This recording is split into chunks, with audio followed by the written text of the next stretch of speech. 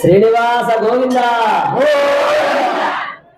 చూడండి, ఇంతమంది భక్తులందరూ ముక్త కంఠంతో ఇక్కడెక్కడ నిలబడడానికి స్థలం లేదు. అందరూ చక్కగా కూర్చొని స్వామివారి కళ్యాణాన్ని కమనీయంగా రమణీయంగా ఎంతో భక్తి శ్రద్ధలతో సేవించుకుంటూ ఉన్నారు. అంతటి భక్తి నీలో ఉంటే ఎందుకు రాడే మాధవుడు, మన ముందుకు రాడా మాధవుడు. చూడండి, భక్తి నీలో ఉంటే భగవంతుడు నీ కోసం వస్తాడు. నువ్వు భగవంతుడి కోసం వెళ్ళడం కాదు, నువ్వు దేవుడి కోసం వెళ్ళాలా, దేవుడే నీ కోసం రావాలా. దేవుడే నీ కోసం రావాలి అంటే అంత భక్తి నీలో ఉండాలి. చూడండి, పాండురంగడు తెలుసా? పాండురంగడు ఎవరు? సినిమా హీరో బాలకృష్ణ కాదు. ఎవరు పాండురంగడు అంటే? పండరీపురంలో ఉంటాడు. ఆయన తల్లిదండ్రుల సేవ భగవంతుడి సేవ కంటే గొప్పది. చూడండి, కొద్దిమంది ఏం చేస్తారంటే తల్లిదండ్రులనేమో పట్టించుకోరు, దేవుణ్ణేమో పూజ చేస్తుంటారు. మంచిదా కాదా? దేవుడికి ఇష్టమైన అట్లా చేస్తే ముందు మన తల్లిదండ్రులను పూజించాలి. భగవంతుడు ఎప్పుడు అందరినీ వదిలిపెట్టి నన్నే పూజించండి అని చెప్పడు, చెప్తాడా? చూడండి, మీకు పాపనో బాబో పుట్టాడనుకోండి, సంవత్సరంలో అనుకున్నాం, లేదా 3 సంవత్సరాలు 5 సంవత్సరాలు అనుకున్నాం. పిల్లల్ని వదిలిపెడతారా, చూసుకుంటారా? వదిలిపెడతారా? వాడు ఏడ్చి గోల చేసినా వదిలిపెడతారా? వదిలిపెట్టరా? వదిలిపెట్టారు. అదే మీ తల్లిదండ్రులు 70 సంవత్సరాలు 80 సంవత్సరాలు ఉన్నాయి, లేదు 100 సంవత్సరాలు ఉన్నాయి, వాళ్ళు కూడా గోల పెడుతూ ఉంటారు. వదిలిపెడతారా? వదిలిపెట్టరా? మీరు మంచి భక్తులు కాబట్టి వదిలిపెట్టరు. కొద్దిమంది మంచి భక్తులు కారు కాబట్టి వాళ్ళను తీసుకుని వెళ్ళి వృద్ధాశ్రమాల్లోనూ ఎక్కడ వదిలిపెడుతూ ఉంటారు. అలా వదిలిపెట్టి పూజలు పునస్కారాలు చేస్తూ ఉంటారు. అలా చేయొచ్చా? చేస్తే భగవంతుడికి ఇష్టమేనా? అందుకనే మనకు వేదంలో కూడా ఒక మాట, మొట్టమొదట ఎవరు అంటే వేదంలో చెప్పినటువంటి మాట మాతృదేవో భవ. మొట్టమొదట ఎవరు? తల్లి. మాతృదేవత, ఆమె తల్లి కాదు, సాక్షాత్తు దేవతే. తర్వాత పితృదేవో భవ, ఆ తర్వాత స్థానం ఎవరికి? తండ్రికి, పితృదేవునికి. దాని తర్వాత ఎవరు? ఆచార్య దేవో భవ. దాని తర్వాత గురువు. గురువు లేని విద్య గుడ్డి విద్య. గురువు ద్వారానే భగవంతుని మనం పొందుతాం. లేదనుకోండి, ఎలా వెళ్ళాలో మనకు తెలియదు. ఒక మంచి గురువును, మన స్వామివారు ఉన్నారు కదా ఇక్కడ, అలాంటి గురువును ఆశ్రయించాలి. బ్రహ్మచారి స్వామి ఉన్నారు కదా, అలాంటి గురువును ఆశ్రయించాలి. ఆ గురువు వెనకాల మనం ఉన్నాం అనుకోండి, ముళ్ళు రాళ్ళు ఏమి తగలవు, గుచ్చుకోరు కూడా గుచ్చుకోరు. ఎందుకంటే వాటన్నిటిపై వాళ్ళు జ్ఞానముతో తొలగిస్తారు. ఎంతో తొలగిస్తారు? జ్ఞానముతో తొలగిస్తారు. భక్తి ప్రపత్తులతో తొలగించి భగవంతుడనే లక్ష్యాన్ని మీరు ఎక్కడికి వెళ్ళాలనుకుంటున్నారో అక్కడికి వాళ్ళు తీసుకుని వెళ్తారు. గురువులు అంటే ఊరికే చెప్పేవాళ్ళు కాదు, చెప్పేవాళ్ళు కొద్దిమంది ఉంటారు. ఎందుకంటే ఈ మధ్య కాలంలో చెప్పేవాళ్ళే ఎక్కువ, ఆచరించే వాళ్ళు ఉండరు. ఉపదేశం ఊరికి మాత్రమే, ఉనక్కు ఎనక్కు ఇళ్ళై అన్నాడంట ఒక ఆయన. ఉపదేశం ఊర్లో వాళ్ళకు చెప్పడానికి మాత్రమే, నీకు నాకు కాదు అని వాళ్ళ భార్యతో చెప్పాడంట. ఒకనొక సమయంలో ఒక పండితుడు కళ్యాణం జరిపిస్తూ ఉన్నాడు. జరిపిస్తూ చాలా గొప్పగా అన్నీ చెప్పాడు. చెప్పి ఉల్లిపాయలు తినకూడదు అని చెప్పాడు. ఏం చెప్పాడు? ఉల్లిపాయలు తినకూడదు. తింటే ఏమవుతుంది? అందులో మాంసపు కృతులు ఉంటాయి కాబట్టి, రజోగుణం ఎక్కువ ఉంటుంది కాబట్టి తినకూడదు అని మనకు శాస్త్రం. అందుకనే మీకు అయ్యప్ప స్వాములు ఆ దీక్షలో ఉన్నప్పుడు తింటారా? తినరు. స్వాములు కూడా తినరు.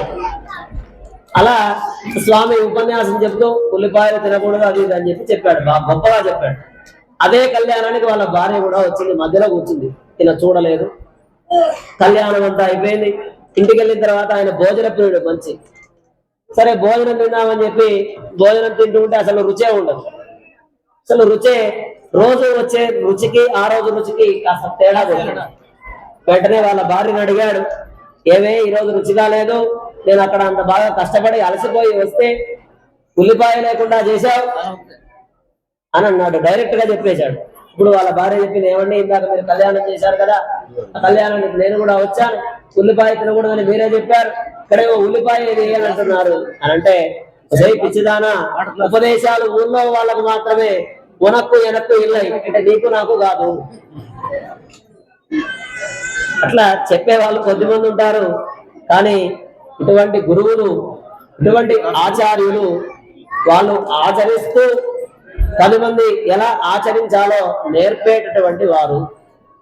చూడండి, కొద్దిమంది పెద్ద పెద్ద బొట్లు పెట్టుకొని పెద్ద పెద్ద దండలు వేసుకొని ఊరికే చెప్తారు, కానీ వాళ్ళు చెయ్యరు. మనమేమనుకుంటామంటే పెద్ద దండలు వేసుకునే వాళ్ళు గొప్ప వాళ్ళేమో, ఒంటి నిండా బంగారు ఆభరణాలు వేసుకునే వాళ్ళు గొప్ప వాళ్ళేమో, టీవీలలో కనిపిస్తే గొప్ప వాళ్ళేమో, యూట్యూబ్లలో వస్తే గొప్ప వాళ్ళేమో అని మనం అనుకుంటాం. మన కళ్ళ ముందే గొప్ప వాళ్ళని పెట్టుకొని వాళ్ళను చూడక మనం ఎక్కడికెక్కడికో వెళ్తాం. ఆ గురించి ఈ గురించి, ఆయన ఉప్పు పెట్టమంటే ఉప్పు పెడతాం, పప్పు పెట్టమంటే పప్పు పెడతాం, గన్నేరు పప్పు పెట్టమంటే గన్నేరు పప్పు కూడా పెడతాం. మంచి రుచించదు. రుచిస్తుందా రుచించదా? మంచి రుచించదు. పప్పు మనకు చేసుకోవడం వచ్చు, యూట్యూబ్ లో చూస్తాం, అదేదో వెరైటీగా రావాలని చేస్తాం. చేస్తామా చేయమా? అట్లా మనం గురువులను, మంచి గురువులను ఆశ్రయించాలి. ఫస్ట్ ఎవరు? మళ్ళీ మన దాంట్లోకి రావాలి. అట్లా పోకూడదు. మనం దేని గురించి చెప్పుకుంటున్నాం? మొట్టమొదట ఎవరు అంటే తల్లి, తర్వాత తండ్రి, తర్వాత గురువు, తర్వాతే భగవంతుడు. కాబట్టి మీ ఇంట్లో అన్ని పనులు అయిన తర్వాత అప్పుడు భగవంతుడి దగ్గరికి వెళ్ళాలి. అంతేగాని ఇల్లు కూడా ఊడ్చుకోకుండా దేవుని దగ్గర పోయి కూర్చోకూడదు. ఇంటి ముందు శుద్ధి చేసుకోకుండా దేవుని దగ్గరికి వెళ్ళకూడదు. ఇంట్లో వాళ్ళను పట్టించుకోకుండా దేవుని దగ్గరికి వెళ్ళకూడదు. అన్ని పనులు చేసుకుంటూ మీరు చేసే పనినే భగవంతుని పనిగా భావించాలి. మీరు మొహానికి పౌడర్ వేసుకున్నారనుకోండి, అది మీకోసం కాదు, మీ లోపల ఉండే భగవంతుడి కోసం అని పౌడర్ వేసుకున్నప్పుడు మీరు అందంగా కనిపిస్తారు. మీరు తినేది నీ కోసం అని తింటే షుగర్ వస్తుంది. లోపల ఉండే ఆత్మారాముడి కోసం అని తిన్నారనుకోండి, మీకేమీ రావు.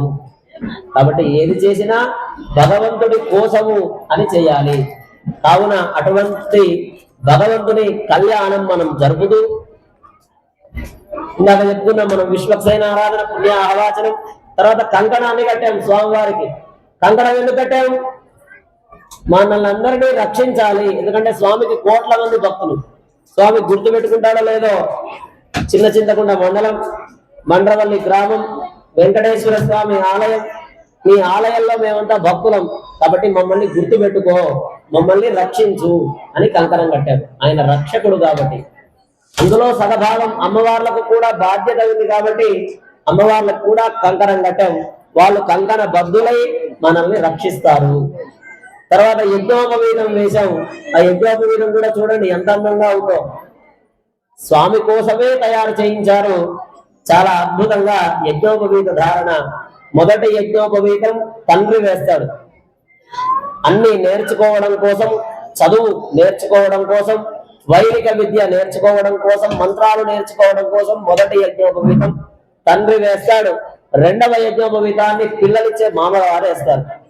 పాదాలు కడిగి అంతకంటే ముందుగా యజ్ఞోపవీతాన్ని అల్లుడికి చక్కగా వేసి పాదాలు కడిగి ఆ నీళ్లు తల మీద చల్లుకొని సాక్షాత్తు శ్రీమన్నారాయణుడే అని ఆ తీర్థాన్ని చల్లుకొని కూర్చోవడానికి ఆసనం వేసి పాదాలు కడిగి తీర్థాన్ని సంప్రోక్షణ చేసి చక్కగా వస్త్రాలు కూడా సమర్పించారు కొద్దిమంది దంపతులు. మా స్వరూపరాణి అమరేంద్ర గారు అయితే ఎక్కడ స్వామి కార్యం జరిగినా అక్కడికి వెళ్తూనే ఉంటారు. అందరూ ఏం సంపాదించుకోవాలి? మామూలుగా రెండు ఉన్నాయి. డబ్బు సంపాదించుకోవాలా, పుణ్యం సంపాదించుకోవాలా? మనం ఏం సంపాదించుకుంటున్నాం? అందరం చెప్పడం కానీ ఏం సంపాదించుకోవాలి? పుణ్యం సంపాదించుకోవాలి. కాబట్టి అలా పుణ్యం సంపాదించుకోవాలి. ఇంకా మాకు చాలు ఐశ్వర్యం అని చెప్పి ఎంఆర్ఓ వాళ్ళ ఆయన ఎక్కడ కళ్యాణం జరిగినా వస్తూనే ఉంటారు, వెళ్తూనే ఉంటారు, ఏదో స్వామి వారికి సమర్పించుకుంటూనే ఉంటారు. అలా వస్త్ర సమర్పణ పోయిన సంవత్సరం జరుపుకున్నారు, ఆ పోయిన సంవత్సరం జరుపుకున్నారు. ఇంకా జయన్న గారు ఇంకా ఎంతో మంది భక్తులు స్వామివారికి సమర్పించుకుంటూనే ఉన్నారు. అలా కళ్యాణ సమయంలో స్వామివారికి చక్కగా వస్త్ర కైంకర్యం చేసుకున్నారు. మా నరహరి గారి దంపతులైతే ఈ కార్యక్రమానికి మొత్తం కైంకర్యం అంతా వాళ్ళే. యజ్ఞానికి సంబంధించి, తర్వాత ఈ కళ్యాణానికి సంబంధించి అన్ని చక్కగా వాళ్ళిద్దరు దంపతులే. ఈ రోజే కనిపిస్తున్నారు, నిన్న కనిపించలేదు. వాళ్ళు మా పేరు మీద జరిపించండి స్వామి అని చెప్పి ఆలయానికి చక్కగా సమర్పించారు. అలా మనం ఏం సంపాదించుకోవాలి అంటే పుణ్యం సంపాదించుకోవాలి. కాబట్టి అలా వస్త్రాలను సమర్పించి మధ్యలో తెరబట్టారు. ఒకరినొకరు చూసుకోకూడదు. ఇప్పటి వరకు చూడలేదు. మనమైతే ముందే ఆన్లైన్ లో చూసుకుంటాం, అన్ని నచ్చితేనే చేసుకుంటాం. కానీ ఆ కాలంలో అట్లా లేదు. వాళ్ళ తల్లిదండ్రులు ఎవరు చెప్తే వాళ్ళనే తల ఉంచి చక్కగా జీలకర్ర బెల్లం పెట్టించుకునే వాళ్ళు. ఇప్పుడు మొత్తం wedding shoot, pre wedding shoot ముందే పెద్ద పెద్ద స్క్రీన్ల పైన పెళ్లి కంటే ముందు అది కనిపిస్తుంది. మననే ఒకళ్ళు ఎవరో బురదలో చేసుకున్నారు. వాళ్ళ ఇష్టం ఎక్కడ పడితే అక్కడ చేసుకుంటున్నారు. సరే పర్వాలేదు. ఆ కాలంలో అట్లా ఉండేది కాదు. స్వామి వారి తల్లిదండ్రులు ఎవరు చెప్తే వాళ్ళే. అలా స్వామి అమ్మవారు తెరబట్టుకొని ఆ జీలకర్ర బెల్లం తీసిన తర్వాతనే ఒకరినొకరు చూసుకునే వాళ్ళు. అప్పటి వరకు చూసుకునే వాళ్ళు కూడా కాదు. అందుకని జీలకర్ర బెల్లం పెట్టారు. శుభముహూర్తం అయిపోయింది. మనమంతా కార్యక్రమాన్ని సేవించుకున్నాం. ఇప్పుడు జరిగే తంతు కన్యాదానం.